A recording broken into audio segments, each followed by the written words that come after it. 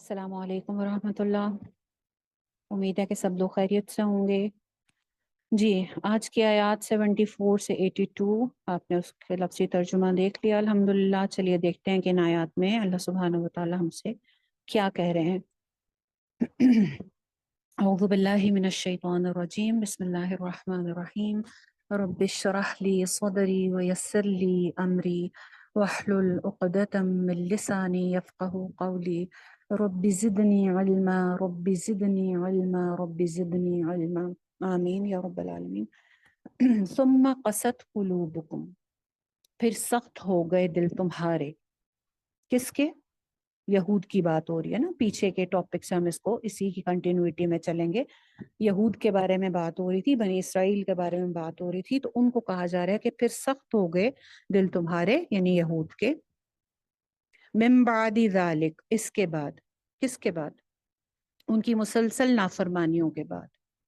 जब कोई शख्स अल्लाह की नाफरमानी करता है, जैसे पीछे भी आपने पूरी डिटेल्स इसकी पढ़ी, हुज्जत बाजी करता है, बिला वजह के सवाल जवाब करता है कि मैं अमल ना करूं, तो फिर क्या होता है? बिल आखिर उसका दिल सख्त हो जाता है और फिर अमल की सलाहियत चली जाती है, पलटने के चांसेस कम हो जाते हैं। और यहूद के साथ भी यही हुआ। अल्लाह ताला हमसे भी फरमाते हैं कि तुम उन लोगों की तरह मत हो जाना जिन्हें किताब दी गई इससे पहले, यानी फिर उन पर मुद्दत पूरी हो गई तो उनके दिल सख्त हो गए और इनकी अक्सरियत फासिक और नाफरमान। ठीक है, तो हमें भी यही हुक्म दिया जा रहा है। अल्लाह ताला बंदों की हिदायत के लिए किताब भेजते हैं और फिर अल्लाह ताला उनको किताब की तरफ बुलाते हैं, अल्लाह ताला के हुक्म की तरफ बुलाते हैं। और अगर ना माना जाए बल्कि बहसें की जाएं तो क्या होता है कि दिल सख्त हो जाता है। एक हदीस भी आती है इस सिलसिले में कि हदीस शरीफ के अल्फाज हैं, अरबी अल्फाज मुझे याद नहीं है, लेकिन उसका तर्जुमा जो है ना वो मैं आपके सामने रखती हूँ कि अल्लाह के जिक्र के बगैर बहुत ज़्यादा कलाम ना किया करो, क्योंकि बेशक अल्लाह के जिक्र के बगैर बहुत ज़्यादा कलाम दिल की सख्ती का बायस होता है।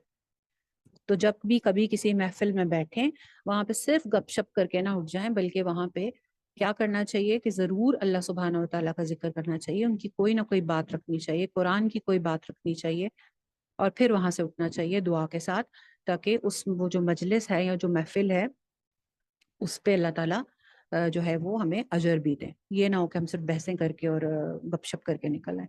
हजरत अनस से रवायत है कि नबी सल्लल्लाहु अलैहि वसल्लम ने फरमाया, चार बातें इंसान की बदबख्ती की अलामत है। नंबर एक, आंख का जामिद हो जाना, यानी आंसू ना आना। नंबर टू, संग दिल होना, यानी सख्त दिल होना। नंबर थ्री, लंबी उम्मीदें बांधना। और नंबर चार, दुनिया के बारे में हरीस होना, दुनिया की तलब होना, बहुत ज्यादा हरीस होना दुनिया के बारे में। ठीक है, तो ये सख्ती के हवाले से ये बातें थी कि दिल सख्त जब होता है तो क्या होता है। अच्छा जी, कैसा हुआ फिर? सुम्मा क़सत क़ुलूबुकुम मिन बादि ज़ालिक फ़हिय कल हिजारती औ अशद्दु क़स्वा। सख्त भी ऐसे हुए कि पत्थर की तरह सख्त हो गए, बल्कि पत्थरों से भी ज्यादा, पत्थरों से भी ज्यादा सख्त। किस तरह? क्योंकि पत्थरों में से भी बाज क्या होते हैं, जिनमें से नहरें फूट पड़ती हैं। व इन्ना मिनल हिजारती लमा यतफज्जरु मिनहुल अनहार। पत्थरों में से भी बाज ऐसे होते हैं जिनसे नहरें फूट निकलती हैं। और इसमें से बाज पत्थर क्या होते हैं? शक हो जाते हैं। व इन्ना मिनहा लमा यशक्कु फयखरुजु मिनहुल मा। और उनसे पानी निकल आता है। फट पड़ते हैं पत्थर, शक हो जाते हैं और उनमें से पानी निकल आता है। व इन्ना मिनहा लमा यहबितु मिन खश्यतिल्लाह। और उनमें से बाज ऐसे होते हैं जो गिर पड़ते हैं अल्लाह के खौफ से। लैंडस्लाइडिंग देखिए ना कभी, उसी को तो उसी का तसव्वुर कर लें, यहाँ पे गिर पड़ते हैं अल्लाह के खौफ से। लेकिन जब इंसान सख्त होता है तो फिर क्या होता है? उसमें से कोई खैर नहीं फूटती। वमल्लाहु बिगाफिलिन अम्मा तामलून। और अल्लाह ताला गाफिल नहीं है उन चीजों से जो तुम करते हो। तो मुसलमानों को फरमाया कि ऐसे संग दिल लोगों से तुम तवक्को रखते हो। अगली आयत में, अफततमाऊना अन युमिनू लकुम। ऐसे लोगों से तुम तमा रखते हो, ऐसे लोगों से तुम उम्मीद रखते हो कि ये ईमान लाएंगे और तुम्हारी बात मान लेंगे, या नबी सल्लल्लाहु अलैहि वसल्लम की अजमत को तस्लीम कर लेंगे। ऐसे लोगों से ईमान की तवक्को कि उनकी संगदिली का ये हाल है कि उनमें से एक गिरोह وَقَدْ كَانَ فَرِيقٌ مِّنْهُمْ يَسْمَعُونَ كَلَامَ اللَّهِ، کہ وہ ان میں سے ایک گروہ ایسا ہے جو اللہ کے کلام کو سنتا ہے. ثُمَّ يُحَرِّفُونَهُ مِن بَعْدِ مَا عَقَلُوهُ وَهُمْ يَعْلَمُونَ، اور سننے کے بعد کیا کرتا ہے کہ تحریف کر دیتا ہے، سمجھ بوجھ کر اس میں تبدیلی پیدا کرتا ہے، حالانکہ وہ جانتے ہیں، وہ علم رکھتے ہیں. تو ایسے سنگ دل لوگوں سے کیا امید رکھنی ہے کہ وہ اللہ تعالیٰ کی بات مانیں گے یا نبی صلی اللہ علیہ وسلم پر ایمان لے آئیں گے. ایسے سنگ دل لوگ اللہ کے کلام کے ساتھ مذاق کرنے سے باز نہیں آتے، کیونکہ ان کا دل سخت ہو گیا.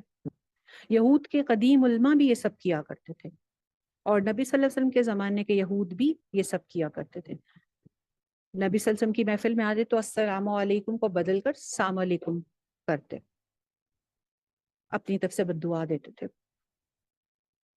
یہ ان کا حال ہے. وَإِذَا لَقُوا الَّذِينَ آمَنُوا قَالُوا آمَنَّا، جب یہ ایمان والوں سے ملتے ہیں تو کہتے ہیں ہم ایمان لائے، ہم تو مومن ہیں. وَإِذَا خَلَا بَعْضُهُمْ إِلَى بَعْضٍ، اور جب یہ اکیلے ہوتے ہیں اپنے بعض کے ساتھ، یعنی اپنے علماء کے ساتھ اکیلے ہوتے ہیں، تو ان کو کہتے ہیں کہ قَالُوا أَتُحَدِّثُونَهُمْ كَمَا فَتَحَ اللَّهُ عَلَيْكُمْ، کہ جا کے تم ان کو وہ باتیں بتا رہے ہو جو اللہ نے ہم پہ کھولی ہیں، اللہ نے تم پہ کھولی ہیں. یعنی ان کی کتابوں میں یہ بات درج تھی کہ ایک نبی آئے گا، اس کے ساتھ اس کے ساتھی ہوں گے. یعنی نبی صلی اللہ علیہ وآلہ وسلم کی جو پیشن گویاں تھیں وہ ان کی کتابوں میں موجود تھیں. تو ان کے عوام میں سے کچھ لوگ جب یہ سیکھ لیتے تھے تو جا کے مسلمانوں کو بتا دیتے تھے کہ ہاں یہ ہماری کتاب میں لکھا ہوا. تو جب ان کے علماء کو پتہ چلتا اور وہ ان کے ساتھ بیٹھتے اکیلے ہوتے تو وہ کہتے تم جا کے مسلمانوں کو یہ سب بتا رہے ہو، جو اللہ نے صرف تمہارے لیے بھی وہ باتیں کھولی تھیں وہ ان کو جا کے بتا رہے ہو. تمہارا دماغ ٹھیک ہے؟ افلا تعقلون، کیا تمہیں عقل نہیں ہے؟ حالانکہ یہ خود بے وقوف ہیں. وہ سمجھتے تھے کہ اس بات کو لے کے قیامت کے دن اللہ سے وہ جھگڑا کریں گے کہ ان کو تو سب پتا تھا پھر بھی یہ نہیں مانتے تھے. تو علماء ان کو سمجھا رہے ہیں اپنی طرف سے کہ کیا تم عقل نہیں رکھتے؟ حالانکہ یہ خود بے وقوف، یہ سمجھتے ہیں کہ اللہ کو کچھ پتا نہیں. اولا یعلمون ان اللہ یعلم ما یسرون وما یعلنون، اللہ کو سب پتا ہے، اللہ تعالیٰ سب علم رکھتے ہیں، جو کچھ یہ دلوں میں چھپاتے ہیں اور جو کچھ ظاہر کرتے ہیں، اللہ تعالیٰ کو سب پتا ہے. فَوَيْلٌ لِّلَّذِينَ يَكْتُبُونَ الْكِتَابَ بِأَيْدِيهِمْ، نہیں سوری ایک آیت رہ گئی. وَمِنْهُمْ أُمِّيُّونَ لَا يَعْلَمُونَ الْكِتَابَ إِلَّا أَمَانِي، ان میں سے بہت سے لوگ ان پڑھ ہیں کیونکہ ان کو کتاب کا علم نہیں ہے. کیا کہہ رہے ہیں اللہ تعالیٰ؟ کہ ان میں سے بہت سے لوگ ان پڑھ ہیں، لا یعلمون الکتاب، ان کو کتاب کا علم نہیں. کون سی کتاب کا؟ کیمسٹری، فزکس کا، میتھمیٹکس کا، انگلش کا؟ نہیں، اللہ کی کتاب کا. تو اللہ تعالیٰ کس کو ان پڑھ کہہ رہے ہیں، کس کو امی کہہ رہے ہیں؟ جن کو اللہ کی کتاب کا علم نہیں ہے. اور ہمارے نزدیک ان پڑھ کون ہوتا ہے؟ جو پڑھنا لکھنا نہیں جانتا ہوتا. دنیا بھر میں یہی ڈیفینیشن ہے ان پڑھ کی، جو پڑھنا لکھنا نہیں جانتے، جنہوں نے اسکول نہیں جو گئے یا جنہوں نے کالج یونیورسٹیز نہیں گئے، وہ ہمارے نزدیک ان پڑھ ہیں. لیکن اللہ سبحانہ و تعالیٰ کا معیار مختلف ہے.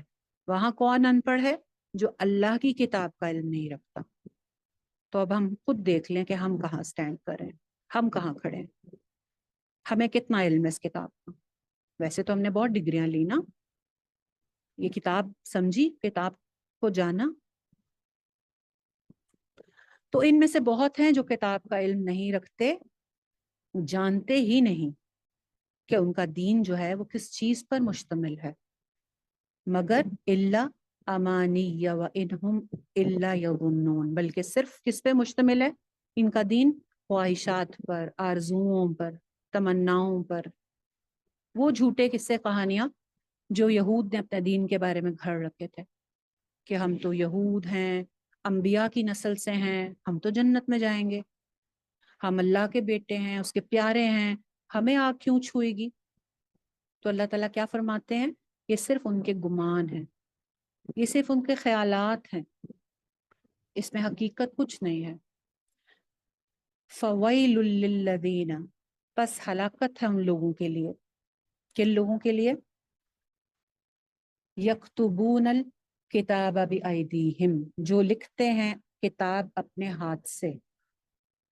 جو ان کے علماء تھے وہ تورات کی تفاسیر اپنے ہاتھ سے لکھتے تھے، فتوے لکھتے تھے، قسم قسم کی باتیں لکھتے تھے، اور لکھنے کے بعد لوگوں کو کہتے تھے کہ یہ اللہ کی طرف سے ہے، اس کو مان لو. اور لوگ بھی بے وقوف بن جاتے تھے کیونکہ ان کو تو علم نہیں ہے نا. میں نے پہلے بھی بتایا تھا ایک کلاس میں کہ یہود کی جو کتابیں تھیں، جو ان کی تورات تھی یا جو پچھلی کتابیں تھیں، ان کی رسائی ہر بندے تک نہیں تھی. وہ صرف علماء کے پاس ہوتی تھی، ہر بندے تک اس کی رسائی نہیں تھی کہ ہر بندہ اس کو ریڈ کر سکے. جس نے جو مسئلہ پوچھنا ہوتا تھا، جو بات دریافت کرنی ہوتی تھی، وہ یہودی علماء کے پاس جا کر اپنا مسئلہ پوچھتے تھے یا بات دریافت کرتے تھے. تو انہوں نے اپنے ہاتھوں سے اس کی تفسیریں لکھ لی، ہاتھوں سے باتیں لکھ لی، اور لوگوں کو کہتے ہیں یہ اللہ کی طرف سے ہے، اس کو مان لو. اب کیونکہ لوگوں کے پاس علم نہیں تھا تو لہٰذا ان کو ماننا پڑتا تھا، وہ مان لیتے تھے. وہ کہتے تھے ہاں صحیح کہہ رہے ہوں گے. کیوں کرتے تھے یہ ایسے؟ تاکہ اس کے عوض یہ کچھ پیسے کما سکیں. ثم یقولون ھذا من عند اللہ، یہ کہتے تھے کہ یہ اللہ کی طرف سے، اس کو مان لو لیشتروا به ثمنا قلیلا، تاکہ اس کے عوض یہ کچھ پیسے حاصل کریں. یعنی لوگوں کے سامنے ان کی مرضی کا دین رکھ کے، لوگوں کو خوش کر کے یہ اس سے چند پیسے کما لیں. فَوَيْلٌ لَّهُم مِّمَّا كَتَبَتْ أَيْدِيهِمْ وَوَيْلٌ لَّهُم مِّمَّا يَكْسِبُونَ. بس ہلاکت ہے ان کے لیے اس وجہ سے کہ جو کچھ ان کے ہاتھوں نے لکھا، اور ہلاکت ہے ان کی اس کمائی پر جو وہ کر رہے ہیں. جو دنیا وہ کما رہے ہیں وہ ان کے کسی کام نہیں آئے گی.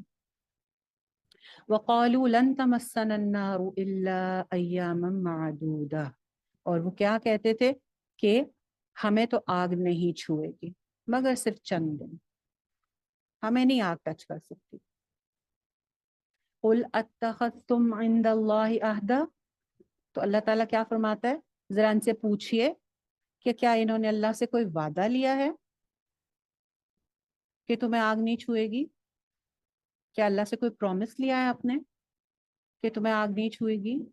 فَلَن يُخْلِفَ اللَّهُ عَهْدَهُ، تو ٹھیک ہے اگر ایسی بات ہے تو اللہ ہرگز اپنے وعدے کے خلاف نہیں کرے گا.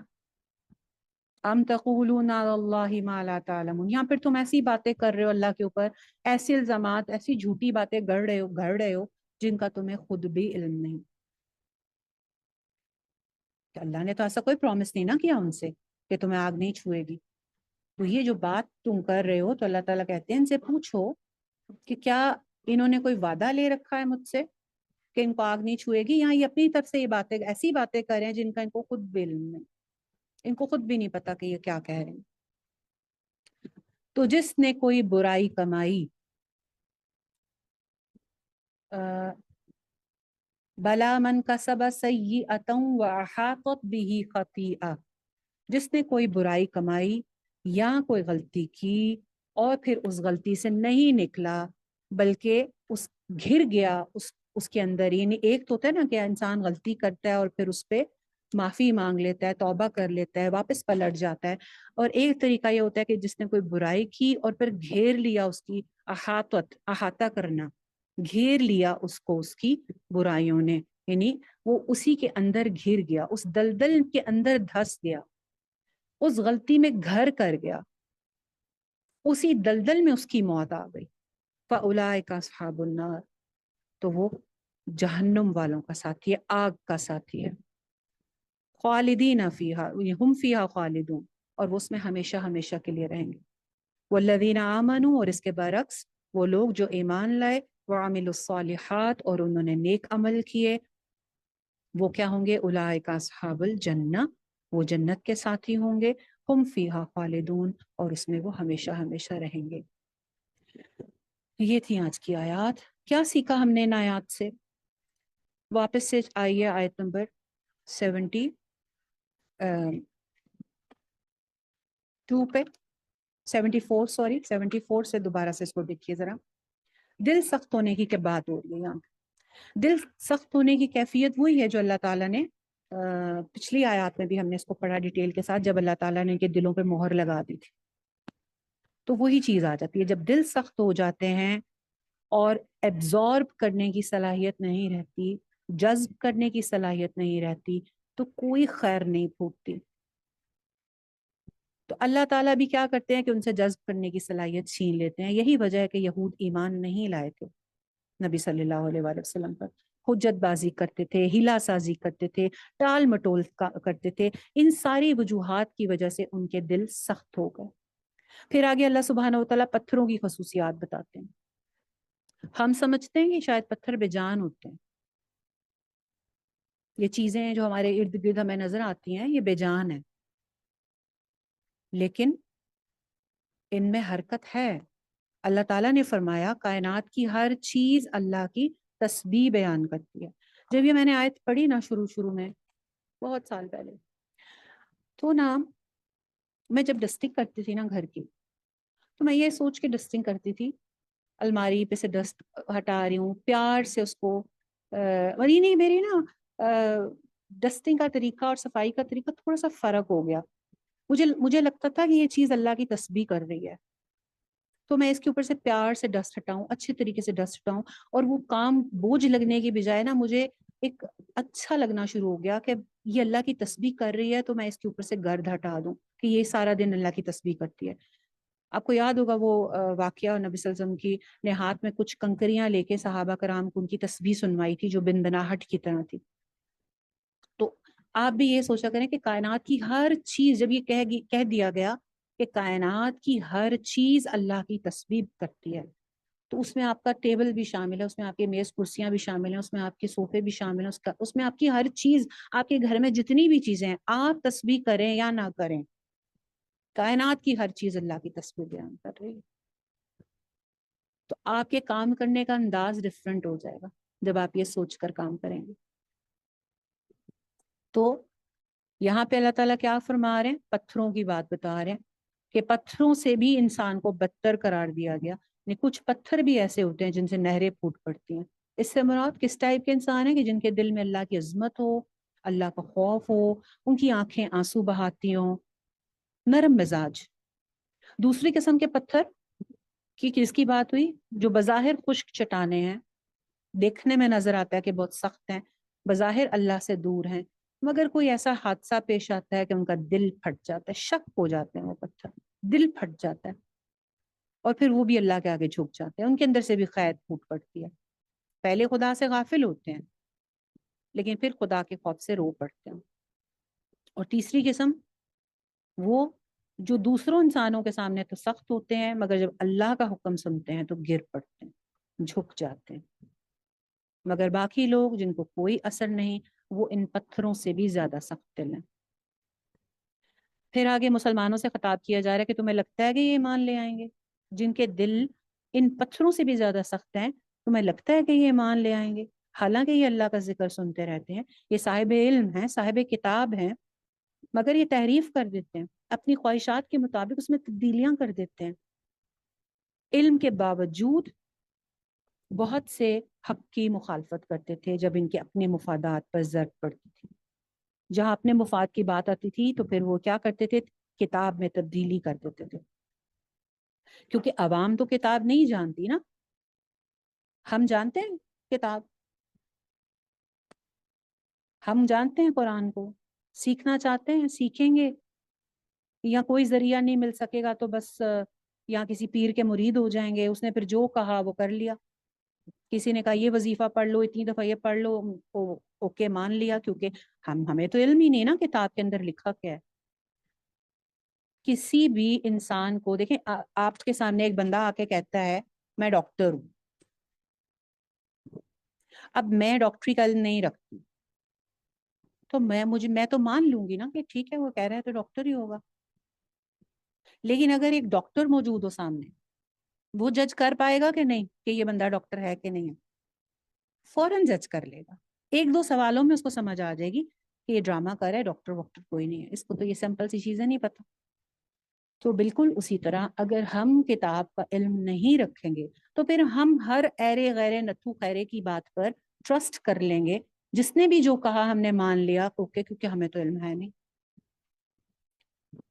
تو لوگوں کی باتوں سے بچنے کے لیے تحقیق کرنا ضروری ہے، ہمیں علم حاصل کرنا ضروری ہے اس کتاب کا، تاکہ ہمیں پتا ہو کہ سامنے والا بندہ جو بات کہہ رہا ہے آیا وہ قرآن سے مخالف تو نہیں ہے، کیا وہ حدیث سے مخالف تو نہیں ہے، وہ کوئی نئی بات تو نہیں ہمیں بتا رہا جس کتاب میں تبدیلی کر رہی ہو، کہ قرآن کچھ اور کہہ رہا ہو اور وہ بندہ کچھ اور ہمیں گائیڈ کر رہا ہو۔ اس سے بچنے کے لیے کیا ضروری ہے کہ ہم خود اس کتاب کا علم رکھیں۔ پھر اس کے بعد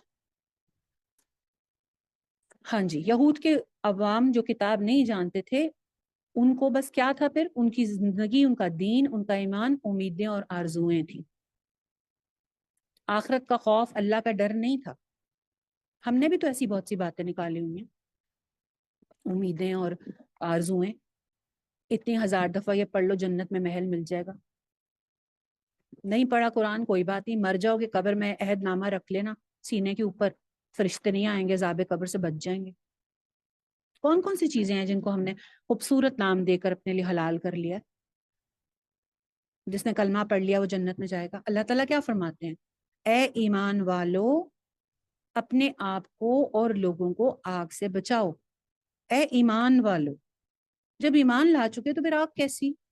کون سی آگ سے بچنے کی بات ہو رہی ہے یہاں پہ؟ پھر اگر کلمہ پڑھ لیا اور جنت میں ہی جائیں گے، کوئی عمل صالح کی ضرورت نہیں، کوئی علم کی ضرورت نہیں، تو پھر یہ اس سینٹینس کا کیا نکالتے ہیں مطلب آپ؟